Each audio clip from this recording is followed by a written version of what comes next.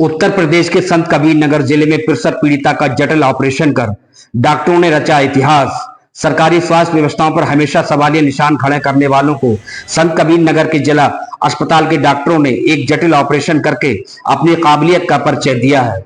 उत्तर प्रदेश के संत कबीर नगर जिले के जिला अस्पताल में तैनात डॉक्टरों ने प्रसव पीड़िता के जटिल ऑपरेशन को नई टेक्नोलॉजी शल्य चिकित्सक से करके नया कीर्तिमान स्थापित किया, जो अपने आप में एक नजीर है। आपको बता दें कि जिला अस्पताल में तैनात स्त्री रोग विशेषज्ञ डॉक्टर शशि सिंह और एनेस्थीसिया विभाग के विभागाध्यक्ष डॉक्टर संतोष कुमार त्रिपाठी ने एक ऐसी प्रसव पीड़िता का सफल ऑपरेशन किया जिसका होना लगभग नामुमकिन सा था, या यूं कहें कि इस तरह की मरीजों के ऑपरेशन की सुविधा पूरे पूर्वांचल में नहीं थी। ऐसी प्रसव पीड़िताओं को लखनऊ अथवा दिल्ली जैसे बड़े शहरों की तरफ रुख करना पड़ता था, लेकिन यहां पर तैनात इन दोनों डॉक्टरों ने नया कीर्तिमान रचते हुए संत कबीरनगर जिले के संयुक्त चिकित्सालय का मान पूरे पूर्वांचल में बढ़ाया है।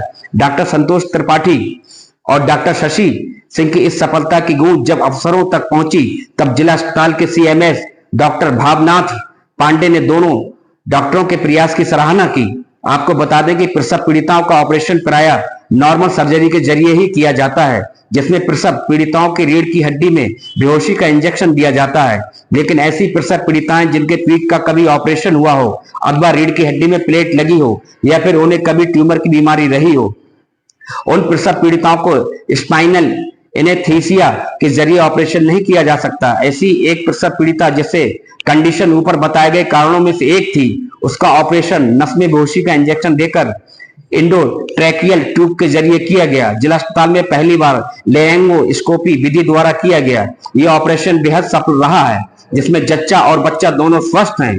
डॉक्टरों के मुताबिक प्रसूताओं को 9 महीने के भीतर तमाम कष्टों से गुजरना पड़ता है। उनके शरीर में कई तरह के परिवर्तन होते हैं, जिनमें सांस की नली की शुरुआत में अथवा गले के आसपास सूजन आ जाती है, जिसका नॉर्मल सर्जरी में दिक्कतें आती हैं। ऐसे में नई तकनीकी इंडोट्रैकियल ट्यूब सबसे महत्वपूर्ण स्टेप होता है, जिसे लेरेंगोस्कोपी करके किया जाता है, जिसमें प्रसव के दौरान चिकित्सक ऑपरेशन के वक्त हो रही तमाम गतिविधियों को अपने एंड्रॉयड मोबाइल में देख सकता है और हालात पर नियंत्रण करता है।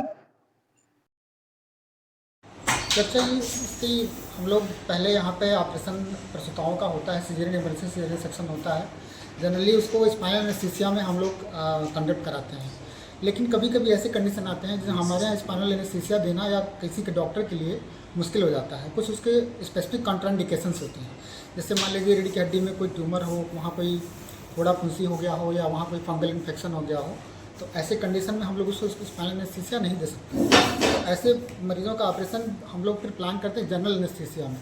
तो जनरल एनेस्थीसिया में मरीज़ को पैरालाइज किया जाता है, बेहोश किया जाता है, और उसको फिर उसमें सांस की नली में एंडोट्रैकियल ट्यूब डाल करके उसको वेंटिलेटर पर डाल करके फिर उसका ऑपरेशन कंडक्ट कराया जाता है। तो इस पूरे प्रक्रिया में एंडोस्कोपी लेरिंगोस्कोपी एक बड़ा इंपॉर्टेंट स्टेप होता है, जिसमें हम लोग लेरिंगोस्कोपी करके उस मरीज़ के सांस की नली में डालते हैं। तो अब जब से नई टेक्नोलॉजी आई है, इसमें जब देखते हुए डालते हैं तो इसमें विज़न काफ़ी अच्छा होता है। इसको टीवी से या रिमोट से जोड़ करके या मोबाइल से जोड़ करके हम उसका वीडियो बना सकते हैं और फ्यूचर में ट्रेनिंग पर्पज़ के लिए उसका इस्तेमाल किया जा सकता है। तो इस विधि से उसका ऑपरेशन कंडक्ट कराया गया, जो कि हमारे चिकित्सालय में 100% सफल रहा, और मैं इसके लिए सीएमएस सर को बहुत धन्यवाद देता हूँ। कल जो ऑपरेशन हुआ है उसमें जनरल एनेस्थीसिया का प्रयोग किया गया है।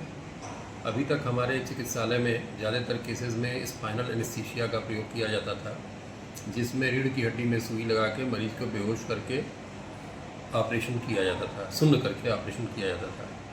कल जो महिला आई थी उसे कतिपय कारणों से स्पाइनल एनेस्थीसिया देने में कुछ बाधा थी, जिसके कारण हमारे निश्चेतक महोदय ने निर्णय लिया उसे जनरल एनेस्थीसिया देने का। जनरल एनेस्थीसिया देने हेतु समस्त आवश्यक संसाधन पूर्व से ही उपलब्ध करा दिए गए हैं चिकित्सालय में। इसमें डॉक्टर साहब ने अपने निजी प्रयासों से कॉन्फ्रेंस में जो गए थे, तो वहाँ इन्होंने एक वीडियो लेरिंगोस्कोप लाए थे, जिससे बेहोश करने के बाद श्वास की नली में ट्यूब डालने में सहूलियत होती है। ये एक छोटा सा यंत्र है जिसे वीडियो लेरिंगोस्कोप कहते हैं, जो मोबाइल से कनेक्ट किया जा सकता है और अंदर की तस्वीर बाहर मोबाइल पे बेहतर तरीके से दिखती है, जिससे त्रुटि रहित रूप से एंडोट्रैकियल ट्यूब जो है श्वास की नली में स्थापित किया जा सकता है।